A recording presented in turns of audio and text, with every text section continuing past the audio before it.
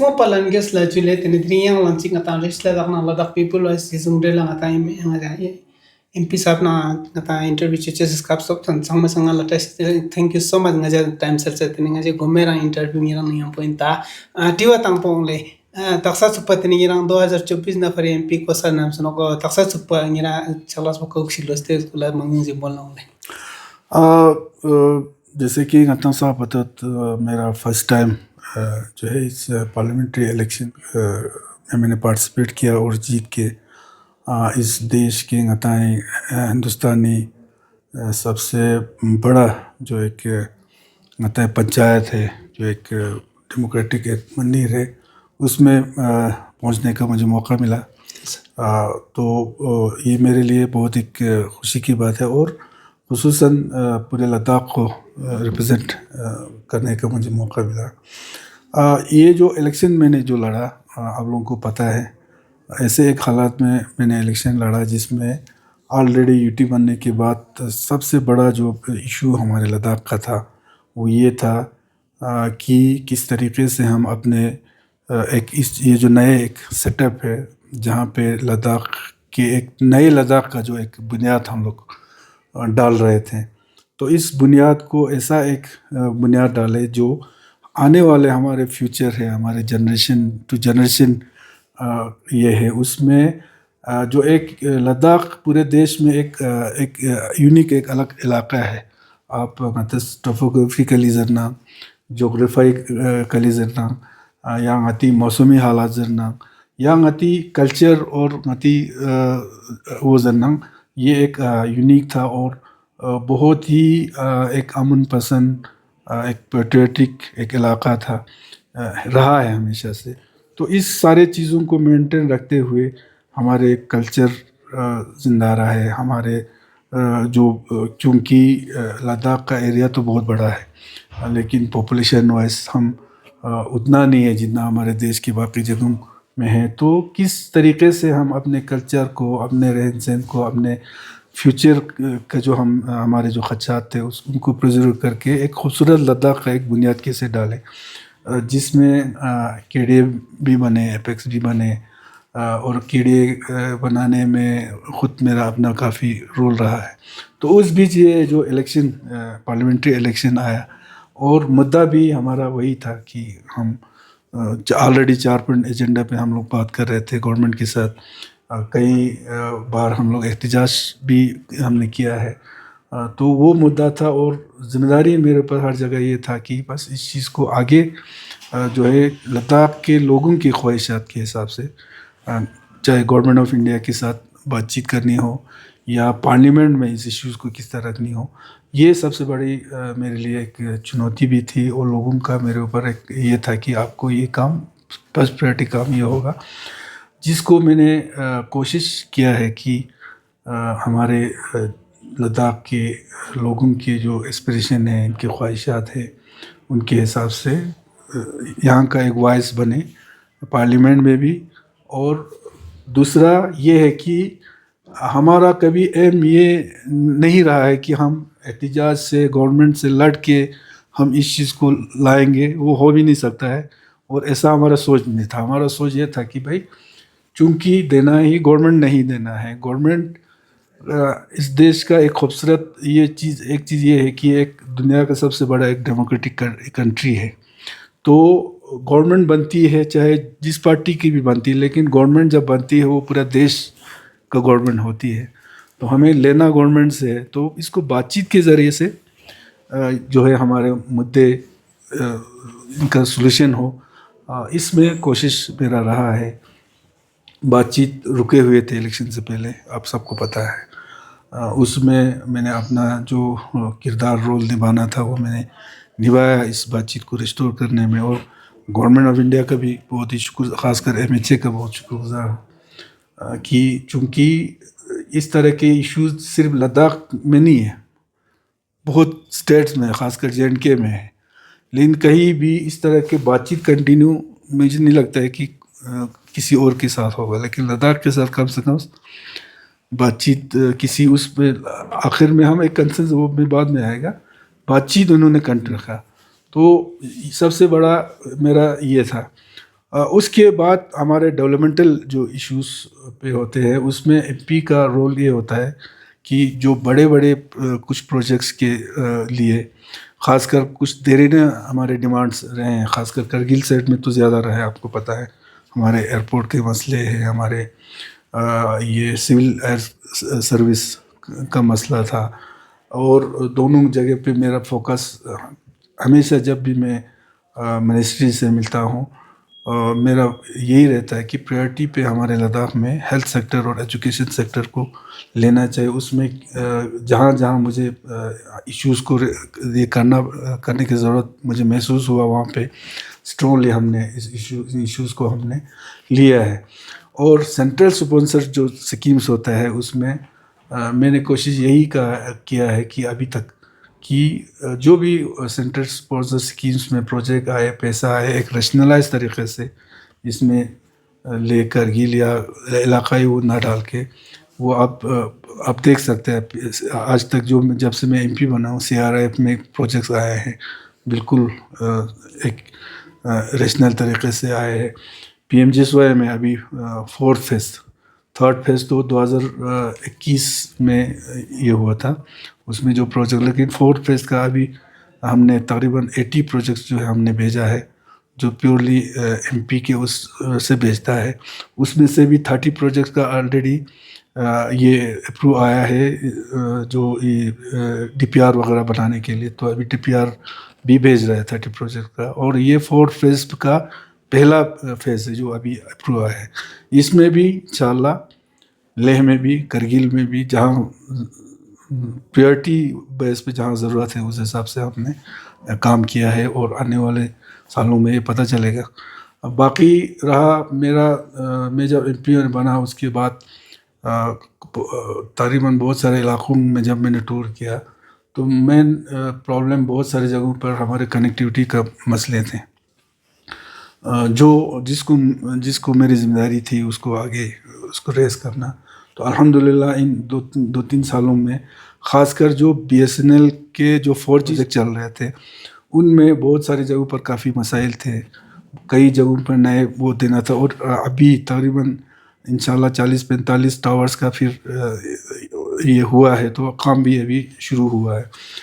तो उसमें भी काफ़ी हद तक लेकिन मैं ये नहीं कहता हूँ कि पूरा तरह से हमारे जो लोगों की जो परेशानियाँ वो हल हो गया, लेकिन काफ़ी हद तक कई जगहों पे टावर्स बने थे लेकिन ऑन एयर नहीं किया हुआ था, कई जगह पर ऑन एयर करके उसका सिग्नल वगैरह ये नहीं था। तो उस सेक्टर में चूँकि ये मेरा ये था उसमें मैंने काम किया है। हमारे पासपोर्ट ऑफिस का इशू था हमारे करगिल का, उसमें अल्हम्दुलिल्लाह काफ़ी हद तक मैं मिनिस्ट्रीज़ का भी शुक्रगुज़ार हूँ। जॉइंट सेक्रेटरी एक था उसके तौर पे बहुत ये करके कम से कम सेवा के अंदर एक करगिल में शायद आने वाले 3-4 तारीख को वहाँ पे इनॉग्रेशन होने जा रहा है। तो ये सारी चीज़ें हैं। कोशिश यही रहा है कि भाई जो जिम्मेदारी मेरे ऊपर लोगों ने दिया है एक फेथ करके उस चीज़ को मैं ईमानदारी से निभाऊं। हनीफा साले 2 साल की टेन्योर में आपने जिस तरह से आपने अभी बताया कि सीआरएफ और पीएमजीएसवाई जितने भी स्कीम्स है उसमें रैशनल तरीके से लेटेस्ट ले और कारगिल को दोनों को आपने हाईलाइट किया हुआ है। बट एक क्रिटिसिज्म आया है कि हनीफा जान एक कारगिल को ज़्यादा इम्पोर्टेंस देते हुए और ले को नज़रअंदाज कर रहे हैं करके क्रिटिसिज्म आ रहा है, उसके ऊपर आप क्या कहेंगे?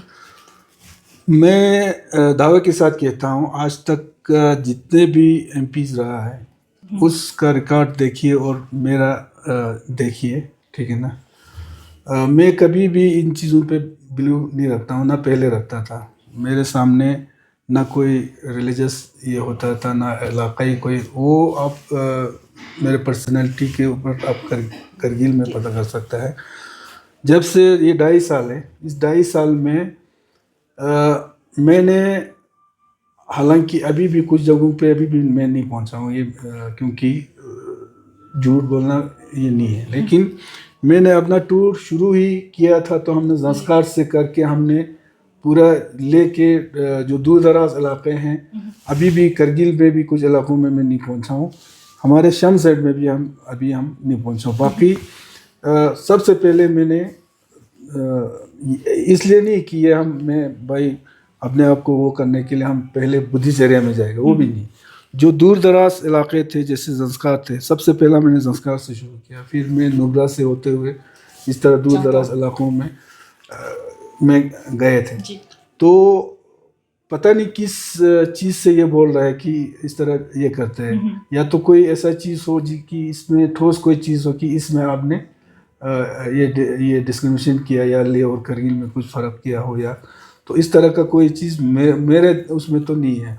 और मैं हमेशा मैंने कोशिश किया है, अभी मेरा फंड जो मैंने अभी जो थोड़ा रिलीज़ किया उसमें भी आप देख लीजिए कि पहले के उसमें भी देखिए कि भाई अगर ले से एमपी निकलता है तो करगिल को कितना फंड मिला है, करगिल से मिला तो इधर कितना फंड मिला है, तो वो तो पता चल जाएगा। ये सारी चीज़ें कोई छुपाने वाली चीज़ होती नहीं है।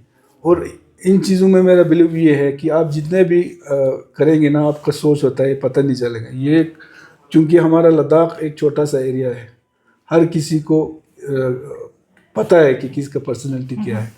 तो मेरा बिल्कुल ये नहीं है कि कोई इलाकाई रंगत से या कोई मजहबी तौर पे कोई रंगत से, और मेरा सोच भी वैसा शुरू से मेरा नहीं रहा है। तो इसमें मैं आपके माध्यम से फिर भी मैं यकीन दिलाता हूँ लोगों को कि ये चीज़ में अगर कोई और बहुत सारे गलत चीज़ हो सकता है, लेकिन ये चीज़ मेरे से इंशाल्लाह भी नहीं होगी। जी सर, आप भी एक मेजर डेवलपमेंट इनिशिएटिव आपके टेन्योर के अंदर ले और कारगिल में अगर आप कैलकुलेट करते हो कितने कौन से इनिशिएटिव्स आपने लिया है और डेवलपमेंट प्रोजेक्ट? देखिए, हमने जो अभी हमें दे रहे हैं, जो कुछ चीज़ें हैं उस पे अभी मैं लगा हूँ, तो इंशाल्लाह आने वाले सालों में वो आ जाएगा सामने। उसके अलावा सीआरएफ में हो या पीएमजीएसवाई में जो आज तक जिन कुछ प्रोजेक्ट्स ऐसे थे, जैसे हमारा तुर्तुक हनूर रोड है। तुर्तुक हनूर जब मैं नुब्रा का हमने टूर किया उस वक्त सबसे पहला उनका डिमांड ही यही था। और जब मैं दिल्ली पहुंचा सबसे पहले मैं इसी काम पे लगा था। लेकिन मैं ये नहीं बोलता हूँ कि वो सिर्फ मेरा अकेला का ये है। उसमें हमारे उस वक्त हमारे यहाँ कौंसिल थे, कौंसिल ने अपने प्रपोजल में उसको शामिल किया, फिर फाइट किया आगे भी। तो इस तरह के नुब्रा साइड में मैं भूल गया, बहुत बड़ा एक ब्रिज था, अभी इस साल ये हुआ है, उसका नाम मुझे भूल गया, उसमें पहले उसमें शामिल नहीं हुआ। इसके लिए भी मैंने बहुत एफर्ट अपना लगाया है। इसके अलावा भी जितने भी इस तरह के प्रोजेक्ट आए ना, मैंने कोशिश यही किया था, मैंने पहले बोला एक रिशनलाइज तरीके से दोनों उसमें प्रायोरिटी वाइज मेरा हमेशा से हिस्ट्री में जब मैं जाता हूँ मैंने कहा है कि भाई जेन्युइनली जो जिनको प्रायोरिटी वाइज जिनको जेन्युइन है उस हिसाब से जो है प्रोजेक्ट मिलना चाहिए। तो ये सारी चीज़ें हुआ है। बाकी तो मैंने पहले कहा कनेक्टिविटी हमारे जो इसमें है मोबाइल टावर्स की, उसमें हमारे पासपोर्ट का मसले थे, ये सारे मसले जो मुझे सेंटर से टेकअप करने थे उन सारे चीज़ों में इंशाल्लाह हम लगे हैं। हेल्थ सेक्टर में मैं रिसेंटली में अमित शाह जी से भी मिला और ये अपना हेल्थ मिनिस्टर साहब से मिला। हमारा मेन एक मसला है, एक तो जो हमारे मेडिकल कॉलेज जो है उसमें जो हमारे नया जो जगह है उस पे तो शुरू हो जाएगा, लेकिन उसमें बहुत टाइम लगेगा। इन द मेन वेल हमारा ये डिमांड रहा है, ले से भी डिमांड रहा है, जिसके लिए मैं कोशिश भी कर रहा हूँ कि कम से कम जो हमारे अभी का जो हॉस्पिटल है यहाँ पे सोनम नूर ये हॉस्पिटल, उसी में कम से कम ये कॉलेज का ये जो है शुरू हो जाए, कुछ पोस्ट का क्रिएशन जो है वो जल्दी हो जाए, क्योंकि वहाँ पे टाइम लगे। इसी तरह हमारा करगिल डिस्ट्रिक्ट हॉस्पिटल का अपग्रेडेशन का एक केस है। करगिल डिस्ट्रिक्ट अभी 100 बेडेड के आसपास का ही है, तो उसमें हम लोग लगे हैं कि उसको 200 बेड का करें, और दोनों जगह, क्योंकि लद्दाख में हेल्थ सेक्टर में चूँकि हम जब एसफेल्ट स्टेट से अलग हो गया तो बहुत सारे ऐसे पेशेंट आज की डेट में भी हमको रेफ़र करना पड़ रहा है। ये मैंने कई बार मिनिस्ट्री में भी और एलजी साहब हमारे से ये बातें उठाया है कि जहाँ से जो केस रेफ़र करते हैं बेचारे लास्ट स्टेज पे या जो इमरजेंसी लोग हैं, उनको उस तरह का वहाँ वो अटेंशन नहीं मिलता जिस तरह हमको एज वेल स्टेट में मिलता था। तो चूंकि लद्दाख एक यूटी बन गया, इसका मतलब लद्दाख एक स्टेट है यूटी का मतलब, तो कम से कम वो फैसिलिटीज लद्दाख में होना चाहिए। तो इस चीज़ के लिए कोशिश कर रहे हैं। लेह में भी जो है स्पेशलिटी कुछ खासकर 4-5 जो सेक्टर में जो हमारे स्पेशलिटीज़ की ज़रूरत है, दोनों जगह इस तरह के अवेलेबल हो। एजुकेशन सेक्टर में जो है इंजीनियरिंग कारगिल कॉलेज का अनाउंसमेंट हुआ है, लेकिन वो प्रोजेक्ट अभी भी जो है फाइनेंस में अभी रुका हुआ है। करगिल में इसके लिए लैंड तक आइडेंटिफाई हुआ है। तो ये चीज़ें, इसके लिए हम ये फाइट कर रहे हैं जल्दी से ये चीज़ें हों। तो ऐसे बहुत सारे चीज़ें हैं जो अभी बनने की ये है, उस पर हम लगे हैं इंशाल्लाह। जी सर, आपका टेन्योर लगभग 2 साल से ज़्यादा हो गया, तो लद्दाख के इश्यूज़ को लेके पार्लियामेंट में आपने जो मेजर इश्यूज़ उठाएंगे उनके बारे में थोड़ा पब्लिक को बताएं। लद्दाख का इश्यूज तो उसमें सबको पता है, आप लोगों को भी पता है। पिछले 4-5-6 सालों से जिस तरह का एक हालात लद्दाख में बने हुए थे, ख़ासकर हमारे सामने सबसे बड़ा मसला था जब मैं एमपी बना, उसके बाद केडीए, एपेक्स, चाहे हमारे बाकी जो पॉलिटिकल पार्टीज़ हो, चाहे हमारे काउंसिल्स रहे हों, सबसे ज़्यादा परेशानी हमारे सामने था हमारी जवानों यूथ्स की परेशानी। रिक्रूटमेंट हो नहीं पा रहे थे क्योंकि डोमिसाइल का मसला और रिजर्वेशन का मसला हल नहीं हो रहा था। लेकिन कहीं ना कहीं जो इलेक्शन के बाद बातचीत का जब सिलसिला शुरू हुआ, तो कम से कम हमारे 4 पॉइंट एजेंडे में ये सारे चीज़ें आते थे। तो कम से कम उन चीज़ों पे कोई ना कोई डिसीजन हम ले पाया। जिस तरह का रिजर्वेशन का फैसला आया, मुझे लगता है कि जिस तरीके से रिजर्वेशन लद्दाख को मिला है, मुझे नहीं लगता कि कहीं और मिला होगा। बहुत अच्छा एक रिजर्वेशन मिला। उसके बाद डोमिसाइल का मसला था, जिसकी वजह से हमारा खासकर गैजेटेड पोस्ट का जो है वो रिक्रूटमेंट बिल्कुल हो नहीं पा रहा था। तो चलो जो भी हो, एक कंसेंसस पे आके जो है एक डिसीजन हम लिया, जिसमें कम से कम इनको एक राहत मिला कि जो रिक्रूटमेंट का सिलसिला जो है वो शुरू हो। लेकिन अभी भी क्योंकि इस बार सेशन चला नहीं तो इसमें मैंने ये टेकअप करना था इस इशू को कि रिक्रूटमेंट भी शुरू तो हो गया, लेकिन जिस तरीके से रिक्रूटमेंट का प्रोसेस चल रहा है वो बहुत स्लो चल रहा है। उसकी वजह से हमारे जो उन नौजवानों का जो एक खदशात था, जिनका ओवरएज हो रहा है, बहुत सारे लोगों को तो आपको पता है बेचारों का ओवरएज हो गया है, ओवरएज हो रहा है।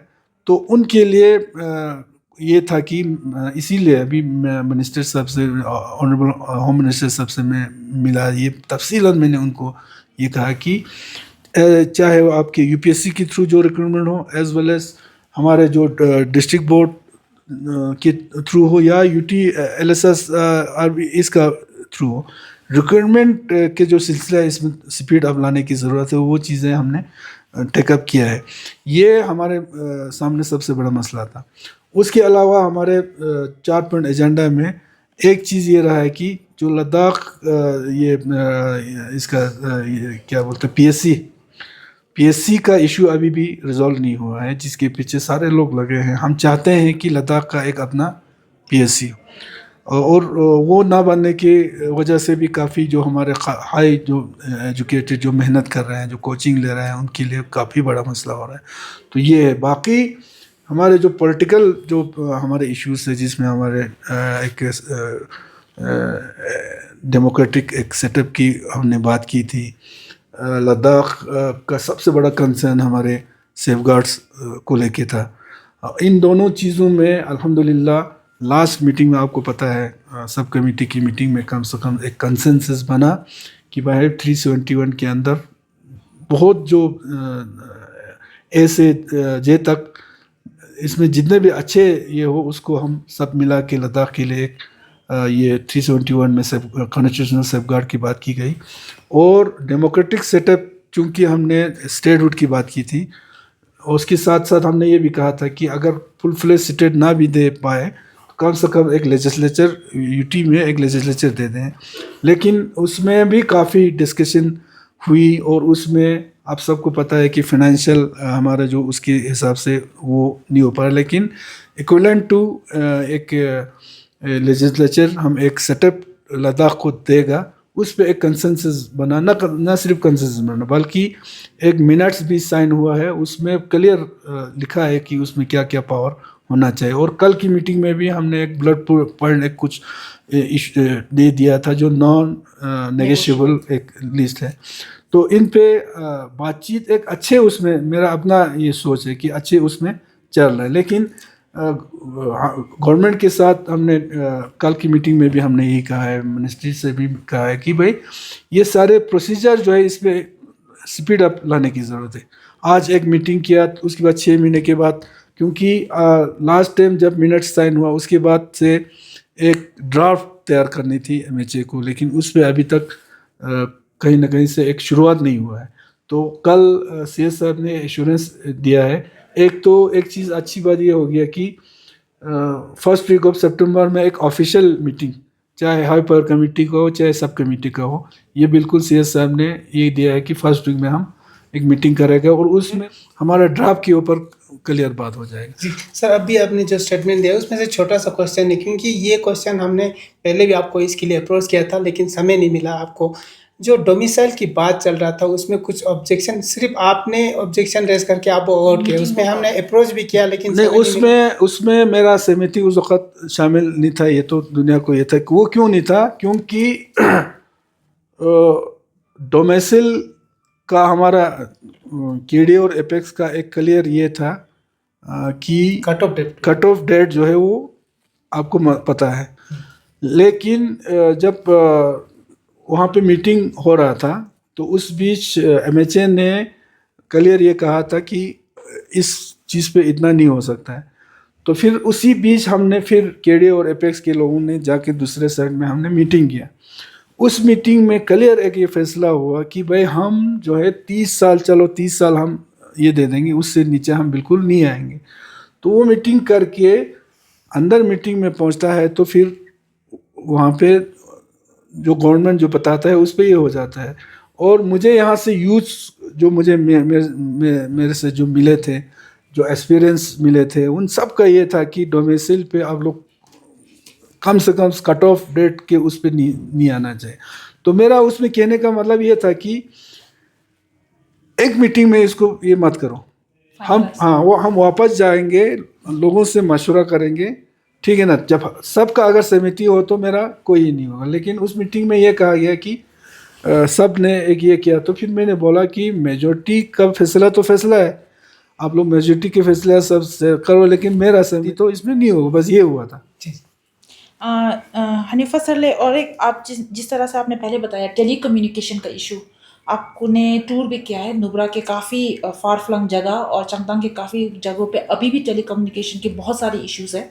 कुछ जगहों पे टावर लगे हुए हैं और नेटवर्क्स अभी भी नहीं आते। तो आने वाले दिन में क्या आप उस जगह को टूर करके उनका इशू रिजॉल्व करेंगे? जब टूर मैंने किया उस वक्त जहाँ से मुझे वो आया था, या तो टावर लगाने का, और मैक्सिमम जगहों पर प्रॉब्लम ये था कि टावर तो लगे थे लेकिन बहुत सारी जगहों पे उस वक्त ऑन एयर नहीं किया गया था। एक दूसरा कुछ जगहों पे ऑन एयर किया भी था लेकिन कोई सिग्नल उसको नहीं हो रहा था।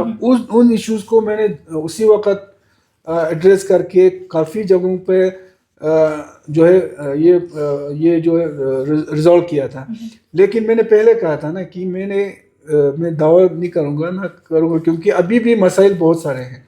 और दूसरा जो मैंने महसूस किया कि जो फैसिलिटीज़ जो प्राइवेट जो कंपनीज दे रहा है, एयरटेल या जियो वगैरह, उस तरह का जो BSNL से अभी हो नहीं पा रहा है, वो इश्यूज भी मैंने उठाया। तो मेरे ख्याल से आने वाले कुछ उसमें महीनों में जियो या एयरटेल, इन दोनों में से किसी को लद्दाख में कुछ ये और मिल रहा है, तो उसमें भी मेरा यही प्रायोरिटी रहेगा। जहाँ जहाँ दूर दराज इलाकों में जो इश्यूज है वहाँ पे वो लोग भी एड्रेस करें।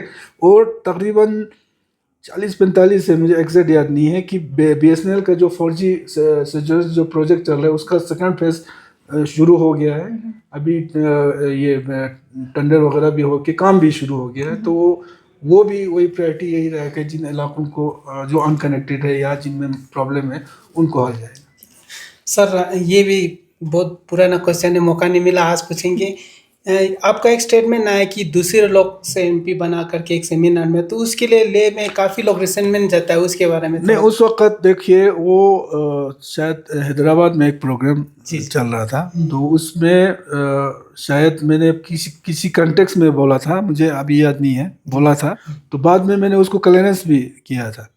तो ये कोई एक रिलीजियस एक वो था, कोई प्रोग्राम था शायद, वो मुझे भूल गया, वो कंटेक्स्ट भूल गया। उस कंटेक्स्ट में वहाँ पे ओवैसी साहब भी था। तो ये लद्दाख के उसमें सिर्फ नहीं बोला था कि मैंने एक जर्नल एक वहाँ पे बात चला था, तो उसमें मैंने बोला था, तो बाद में मैंने उसका क्लियरेंस भी दिया था। और दूसरा किसी भी इसका ना आपको प्रैक्टिकल और उसके जो पर्सनालिटी है ना, उससे पता चल जाता है कि कौन किसका सोच क्या है। तो मेरा सोच तो इस तरह की उसमें होता ही नहीं।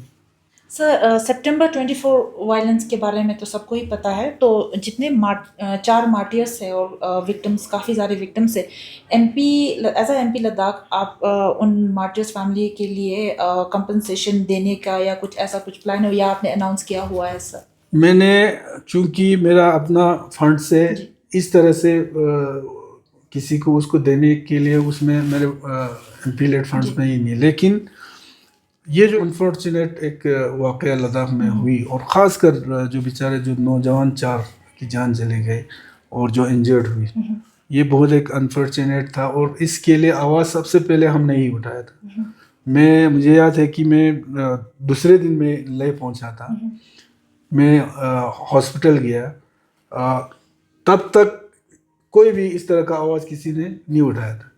तो इनके लिए आवाज़ की शुरुआत हमने की है। केडीए ने बहुत स्ट्रांगली इसके दिल्ली में जाके इन सारी चीज़ों किया, और आज तक कल की मीटिंग में भी हमारा सबसे ज़्यादा, आप लोगों को तो पता है, हमने तो रेटिंग में भी दिया है, पार्लियामेंट में मैंने ये इशू उठाया है कि भाई इनको एक तो कंपनसेशन मिलना चाहिए, दूसरा जो जुडिशियल इंक्वायरी चल रहा है उसमें वो जल्दी से उसका कंक्लूजन हो और उसमें इन लोगों को इंसाफ मिले।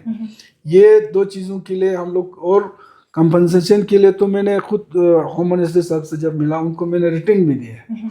बाकी रहा मैंने अपने फंड से मैंने कोशिश किया था, मैं देखा था कि इस तरह दे सकते कि नहीं दे सकते, लेकिन अभी तक मुझे उसमें कोई रास्ता नहीं निकला।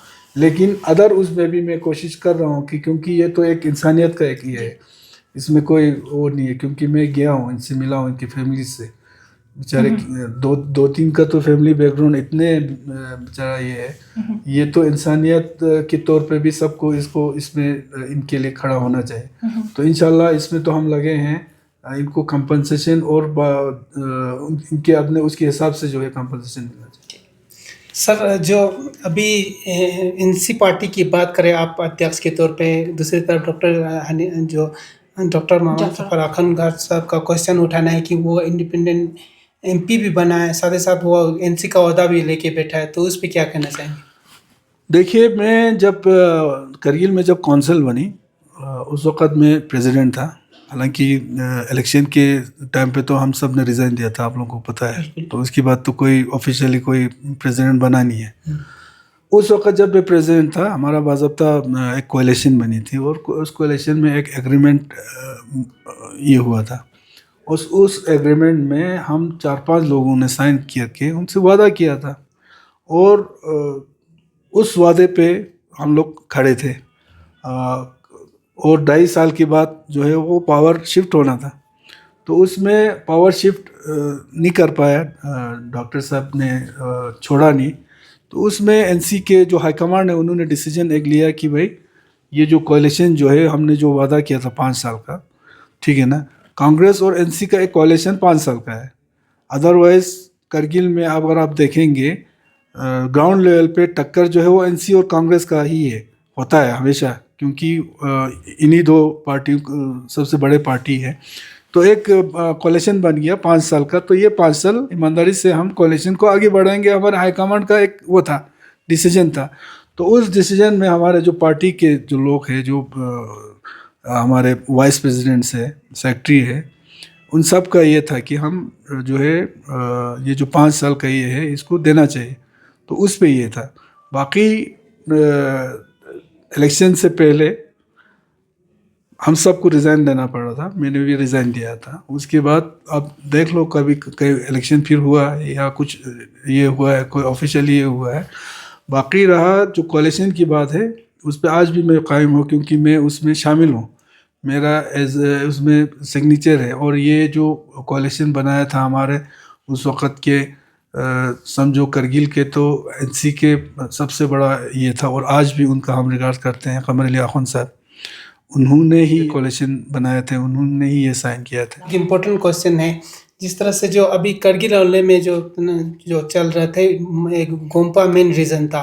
तो अभी रिसेंटली करगिल कौंसिल ने 2 कनाल ज़मीन अलॉट किया, लेकिन कुछ जो बुद्धिस्ट कम्युनिटी का कहना है कि पहले 10 कनाल या 8 कनाल या 4 कनाल देने का भी वादा किया था। आप सीसी भी रह चुके हैं, क्या ऐसा कुछ डिमांड था या देने के लिए तैयार हो गया था? जब मैं जब सीसी था उस वक्त तो लैंड का कोई बात नहीं था, क्योंकि ऑलरेडी लैंड पे डिस्प्यूट था। जो हमारे एसवेल जो वहाँ पे सराय बने थे, ये जो अरेंजमेंट हुआ है ये केडे बनने के बाद ये बने हैं। केडे बनने के बाद ये इश्यूज हमारे सामने आ गया, तो केडे ने क्या किया, क्योंकि केडे में करगिल के जो मेन जो बड़े इदारे हैं वो सब शामिल हैं, तो हमने इदारों के हेड के साथ बातचीत करके, और इदारों के हेड ने भी बिल्कुल दिल से हाँ ये कहा गया कि भाई गोनपा बनना चाहिए, इनके मगर अलग ज़मीन इनको दे दिया जाए। तो इस वक्त ये लैंड का इशू उठा था। डिमांड एलबीए की तरफ से हुआ था कि 4-5 कनाल आपको हो सके तो दो, लेकिन वहाँ पे जो कुर्बथांग में जो जगह है उसमें उतना ये था नहीं, तो हमने ये कहा गया कि हमारे जो रिलीजियस हेड ने कि भाई फ़िलहाल 2 कनाल उनको दे दो, कम से कम फ़िलहाल शुरुआत तो एक हो जाए। उसमें तो सबसे बड़ा रोल केडीए का है, क्योंकि केडीए में हमारे रिलीजियस ऑर्गेनाइजेशन शामिल है, ये उनके उसमें है। हम और ये चाहते थे जब से यूटी बने, हमारा कोशिश यही रहा था कि हम सब एक यूनाइट रहे हमारे बीच में, क्योंकि मैंने पहले करना, और मैं हमेशा कहता हूँ कि हमारे लिए एक अपॉर्चुनिटी है कि हम इस लद्दाख को किस तरह बनाएं। आज हमारे हाथ में, अगर आज हम बुनियाद ही अगर एक इन चीज़ों में उलझा के अगर डालें तो हमारा फ्यूचर भी, और अगर बुनियाद सब मिल के अगर ये डालें ना, फिर मैं दावे के साथ कहता हूँ पूरा इंडिया में एक नमूने के तौर पर ये हमारा ये लद्दाख बन सकता है।